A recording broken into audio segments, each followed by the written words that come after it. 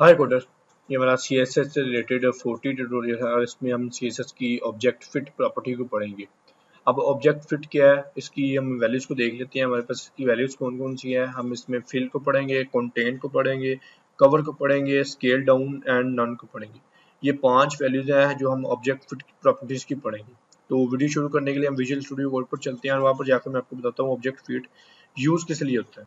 तो हम ये विजुअल स्टूडियो कोड पर आ चुके हैं और यहाँ पर मैंने एक डिफ़ॉल्ट सा डिव लिया कार्ड नाम से, और उसके अंदर ये इमेज पैराग्राफ और एक और डिव लिया उस कार्ड, उसी तरह से 3 डिव लिया कार्ड नाम से, और मैंने जो स्टाइलिश किया विड्थ दे दिया, बॉर्डर दे दिया, फ्लोट लेफ्ट कर दिया उसको, और पैडिंग मार्जिन राइट और बॉटम से दे दिया। अब यहाँ पे मैं आकर इसका आउटपुट दिखाता हूँ हमें क्या मिलता है। यह आप देखिए आउटपुट मिल जाए। अब मैंने जो इसमें इमेज लगाई है, इस इमेज की इमेज जब की साइज, इमेज का साइज जब इंक्रीज हुआ तो वो ओवरफ्लो कर गया डिव से। अब इसको कंट्रोल करने के लिए हम पहले तो एक प्रॉपर्टीज हम इस तरह से करते थे। हम इस तरह से लिख लेते थे कि डॉट कार्ड के अंदर जो इमेजेस आ रही हैं उसको हम विड्थ कर देते थे 100%। अब इससे होता क्या था कि जब कार्ड की विड्थ 30% है तो उस हिसाब से ये अपनी 100% लेता है। 30% के हिसाब से 100% लेता है और उसी डिव के अंदर एडजस्ट हो जाता है। मैं यहाँ पर रिफ्रेश करता हूँ तो अब आप देख सकते हैं ये उसी के अंदर एडजस्ट हो। अब ये देख सकते हैं ये दोनों एक बराबर हैं, ये छोटी हैं। हम इसको भी मैनेज करने के लिए हम हाइट पे लगा लेते थे। हम अगर हाइट 300 पिक्सल कर देंगे ना तो आप देखना ये तीनों एक ही बराबर हो जाएंगी। अब आप ये देख सकते हैं तीनों एक बराबर होगी, लेकिन ये आप देखेंगे अगर इमेज, तो इमेज स्ट्रेच है, ये स्क्यू हो गई है, खींची खींची लग रही है। इसको हम इसके ऑब्जेक्ट को फिट करने के लिए हम यहाँ पर प्रॉपर्टीज को यूज करते थे। ऑब्जेक्ट फिट ये इमेज के लिए, इमेज और वीडियो के लिए यूज होता है। आप इसको वीडियोस में भी यूज कर सकते हैं और इमेज में भी यूज कर सकते हैं। मैं इसमें इस वीडियो में इमेज पर यूज कर रहा हूँ। तो इसकी जो वैल्यूज होती हैं हम कवर करते हैं। अब कवर करने से क्या है, इसके जो इस इमेज है वो एक कवर हो जाएगी, इसके ऑब्जेक्ट कवर हो जाएंगे। अब रिफ्रेश करते हैं, ये आप देख सकते हैं ये इमेज जो साइड से जो उसके ऑब्जेक्ट है वो कवर हो जाएंगे, फुल हो जाएंगे, या जो इमेज ज़्यादा हो जाएगी वो क्रॉप हो जाएगी साइड से। अभी अगर आपने देखा हो, मैं यहाँ पर दोबारा इसको कमेंट डाउन कर देता हूँ। मैं यहाँ पर इसको कमेंट करता हूँ तो अब आप देखना ये इमेज इस तरह से इमेज फुल आ रही है। लेकिन इमेज फुल आने से इमेज एक खींची गई है जिससे इमेज अच्छी लगनी चाहिए, गुड लुकिंग लगनी चाहिए। तो जब रिफ्रेश करेंगे तो ये देख सकते हैं ये अब इमेज खुल गई है, इमेज के ऑब्जेक्ट बिल्कुल फिट हो गए। तो ये थी जो फिट की cover cover values object fit की।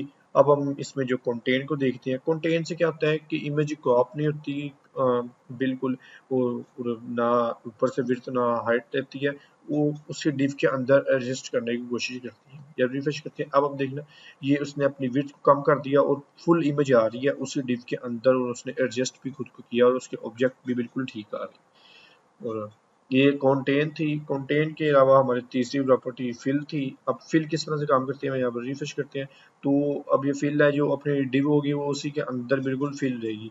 इमेज अगर छोटी होगी तो वो स्ट्रेच हो जाएगी, और अगर वो बड़ी हो जाएगी तो वो स्क्यू हो जाएगी, और उसी इमेज के अंदर ही खुद को करने की कोशिश करेगी, फिट करने की।